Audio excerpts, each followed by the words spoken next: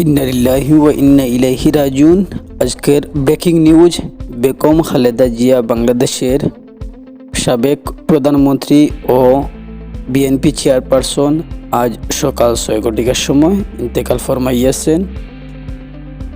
ঢাকার সরকারি হসপিটালের মধ্যে উনি শেষ নিঃশ্বাস ত্যাগ করেন।